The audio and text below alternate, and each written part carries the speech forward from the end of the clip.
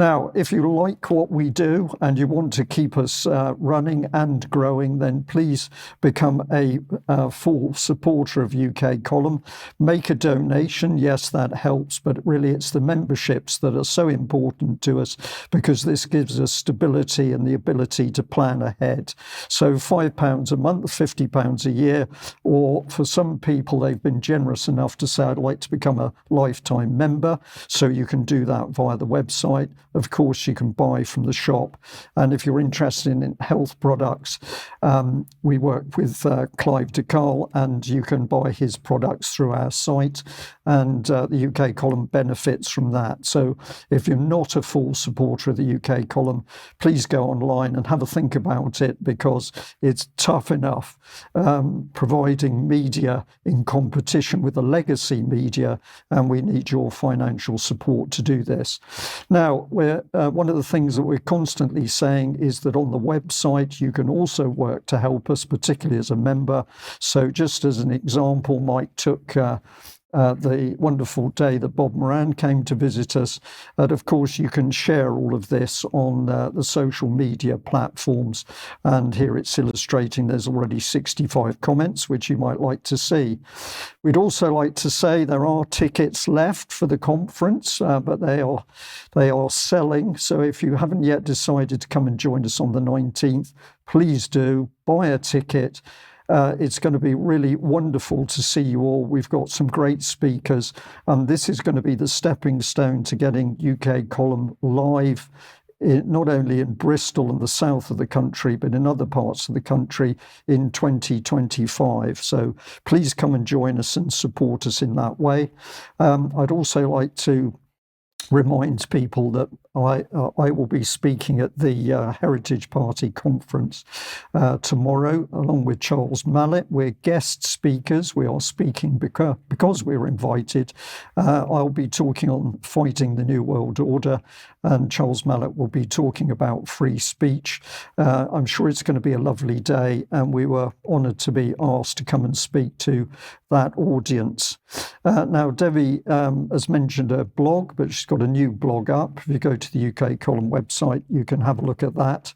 And this, of course, helps us. Now, where does that take us? I think we should be into a video here, actually. So as I prepared for the news today, before we get to that, we've got this one, which is a tweet which I put out with some help from Debbie, where I made a comment about what was happening in the world.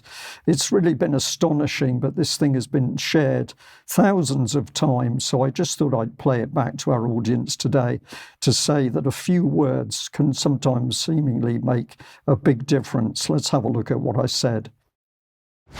To the audience is, if there's anybody out there that thinks that UK is still run by an elected government, they're sadly mistaken, because the government is simply the puppet of the world agenda, and it's those global policies which are doing the damage today. In my opinion, we're being attacked by our own government.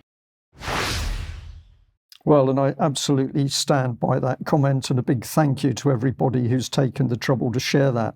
Now, as I was preparing for today's news, it's funny how things unfold, but I started to get drawn into material around AI. Let's have a look at this first little video clip. You want to protect yourself and your customers against fraudulent or risky activity, but without disrupting the overall payment experience. To do that, you need a holistic solution that profiles normal behavior and monitors it across all channels to spot complex fraud. That is why we created ARIC, Featurespace's real-time machine learning fraud management platform. Here's how it works. ARIC uses a variety of sources to ingest millions of data points, and using Featurespace's unique adaptive behavioral analytics, the platform spots and understands changes in behavior in real time. The platform understands the context of normal behavior, with streams of data for each customer transaction and interaction. Instead of looking for bad behavior, ARIC looks for anomalies in good behavior. It then recognizes the importance of subtle anomalies, indicating when they're acting out of character, all in real time. This allows ARIC to more precisely target fraudulent and risky activity, including new and known attacks based on what it's learned, which means fewer transactions are flagged or declined, and fewer alerts are sent to its intuitive dashboard for review, keeping fraud analysts focused on investigating only the real fraud. As it continually learns, the system is low maintenance and doesn't require constant updating. This means reduced fraud losses, improved operational efficiencies, and a frictionless customer experience. Featurespace. Outsmart risk. So I'm just going to say that if you do something simple like try and buy a train ticket, it'll be software like this that's been analysing you and what you're doing in the world, immense detail, sucking in the data from many, many different sources in order to check you and to see whether you're straight or whether you're some sort of criminal attempting to defraud the train company. This is very, very dangerous stuff. It's pouring in. But let's see where the government is going. And a big thanks to Kenny for pointing this out to me this morning. He stumbled across this on the government gov.uk website, FairNow AI governance platform and AI governance program implementation. But this was the real kicker.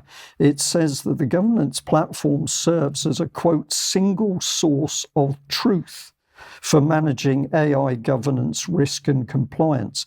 How outrageous is this that the government is saying it's a source of truth? If we go and have a look at the detail about what they're talking about, it says that organizations are leveraging AI and they need help from a platform to make sure that they're behaving themselves in respect of governance, risk and compliance. And this is an automated system to help them do this. But actually what the government is doing here is advertising, because this is not the government talking to you. This is them simply quoting from what the company itself has to say. And of course, if you do some simple research, you can find more about it. But here's the chief executive, Guru Sthupathy, and he's saying, while the potential of AI technology is exciting, the number one factor holding back adoption is business and regulatory risk. And he goes on to say, our platform helps customers understand and mitigate their AI risk, ensuring compliance with rapidly evolving regulations in a centralized and simplified way. Now that's probably fair enough, but can you claim this as a single source of truth? This is nonsense and very dangerous, and yet it's being put out by the government.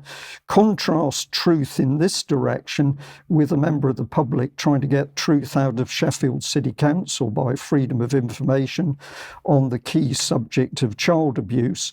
And essentially, once freedom of information request was sent in, you can freeze the screen to see this, or we'll help you out with the show notes. But just to make the point that when a member of the public was asking Sheffield City Council about very strange things that had happened which prevented the truth coming out about child sexual exploitation in Rotherham and Sheffield, what did Sheffield City Council do? Well, they obfuscated the freedom of information requests, and so between the 16th of April 2024 to the 26th of September this year, they have absolutely stalled the whole process of giving the public the information on that cover-up. So there we are, a little bit of a contrast between what's happening in the so-called AI field, truth, absolute truth, but if you ask for basic truth about the abuse of children, then the local authorities at least are lying and covering up.